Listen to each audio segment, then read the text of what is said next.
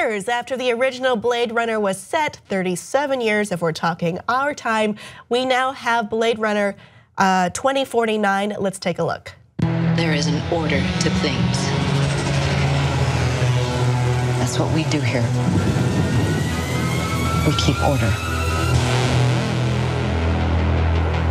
The world is built on a wall that separates kind. Tell either side there's no wall, you bought a war.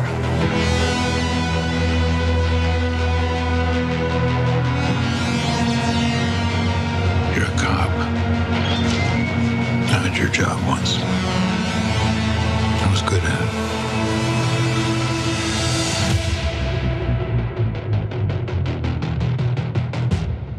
I know. What do you want? I want to ask you some questions. Harrison Ford got I knowed. It's annoying, isn't it? But there are, speaking of that, there are some homages to the original in this. We see a gun. Ryan Gosling's character is named Agent K, which made me think of Tommy Lee Jones and Men in Black the whole time. I'm not gonna lie, because that's his name too. Just watch it like it's one movie and one character. And that's him when he gets older. He meets Will Smith, they do the things, except this would be 2049, and I think Men in Black is set in the 90s. Yeah, but it's a time travel situation in a wormhole that they went through. Just it's a plot fun hole, to do that and sometimes. you can deal with it. But in this we have a lot of it has been 30 years in the movie time of difference, but not much has really shifted in terms of technology, which is interesting because we have another Ridley Scott movie, which are the Prometheus and Alien Covenant, which are prequels to the Alien movies. The technology is way more advanced, and this is the problem we also run into with the Star Wars prequels, which is the technology is way, way, way, way better and an ostensibly earlier time, therefore less advanced technologically.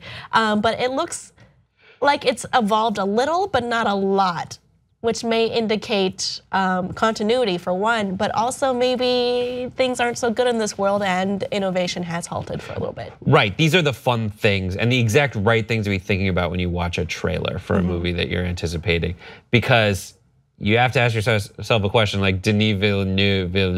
Denis Villeneuve. Yeah, so when you give someone who's like this very hot director right now a project like this, they probably are in love with like a film like Blade Runner that has this amazing look, and they want to get their hands on that look. Yes. And you wonder if he's keeping it that way because he's always wanted to play with it, or if the plot has factored that in. And if you get Harrison Ford kind of hiding out in this distant location that itself is very color, like in a very chromatic way, different, because you have that very noir with neon, essentially downtown Los Angeles. Not neo-noir, neon noir. Neon and noir. That is exactly what Blade Runner is. And then you have this desert, which if you stop they're traveling. They didn't travel before, but now maybe this will be a global thing. Yeah. Yeah. So also, if you look at the carpet where Kay is walking into Deckard's, where he's hiding, there's a tripwire, he's a paranoid guy. The floor says Vintage Casino. Perhaps he's in Las Vegas or another place where gambling is legalized. Right, but it's very like it's sandy. not the Bradbury building. Yeah, right. Which is every time you see an old looking thing in Los Angeles set or shot anywhere, they just went to the oldest building in Los Angeles, which is the Bradbury building. It's really cool though. Very cool. What do you think of Blade Runner? Did you like it? Because it's okay not to. I've forgotten so much about it that I need to do a repeat viewing in order to absorb it more. I mean, there are certain things that those homages that I pointed out that are easy identifiable, especially for someone like me who's not immediately versed with what's going on. We do have these questions continuing through, these existential questions of what am I? Am I real? What is this kind of life that I'm defined by? Which is something that Ridley Scott loves to ask outside of this series too. And those are keys that I like to see in sci-fi in general. Right, also technologically, a lot of people are saying that it looks very similar to the old one, and then from that make the leap to saying the technology hasn't really expanded. But if you think about it, if you look, the art, you're talking about architecture versus technology. Like a city will look the same. It's hard, maybe downtown Los Angeles in the last 30 years has changed, but there are still vast swaths of Los Angeles that look the exact same as they did 30 years ago. But there's like dirty neon signs. I'd say hundreds and hundreds of, I don't know, if you go to the east side of Los Angeles, the east and south, then you go through the same blocks and blocks of warehouse that have looked the same. I mean, and then you go to residential areas, they've looked the same since they looked in 1920.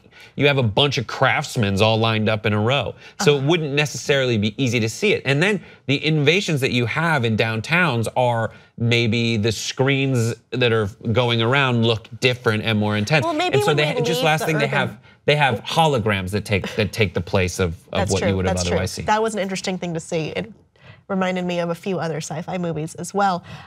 Maybe we'll see something different when they inevitably travel away from the urban area into the desert or what have you and look shocked at each other.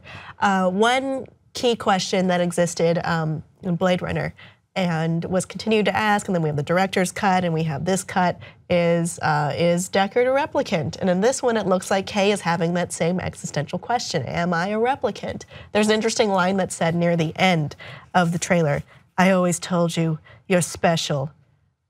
That's not something you say to a regular human man, or is it? Yeah, right. There are so many versions of the original movie. Yeah. And they kept coming out time and time again. So when you're talking about rebooting it, it's like, well, or doing a sequel or anything else with it, it was like we always had a new version that came out like every 3 years, it seemed like. Not that often. I don't know. There's definitely competing versions and different ideas of answers to the question, is Deckard a replicant, or vague, not clear answer to that question. If my experience of watching this movie is similar to my experience of watching the last, I'd say, solidly 3 times of watching Blade Runner, it's that I'll watch the beginning, notice a few things that I didn't notice before, and then about 45 minutes in, fall asleep. It's just that kind of slow build. It's good though. It's good, but it's one of those things like I haven't enjoyed watching Blade Runner really ever. What? Because it was. When did we do the story? It's okay. I mean, I think it's okay to say that. I watch it and I go, this is a good movie. Do I enjoy it? No, because I saw it at a time when like all the stuff it innovates had been used with things that I saw when they did come out, so that it's hard for me to convince my mind that the original version. Well, it definitely has a vibe of when it was made in the real world, and I think this one also has kind of a feeling of being created or premiering in 2017. Yeah. That's kind of something, this meta inescapable thing from a lot of movies, regardless of what time they're supposed to be set in.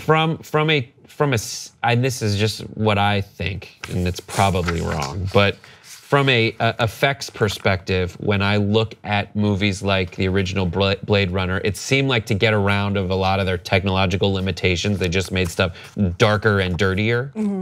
And that's something that it was just hard.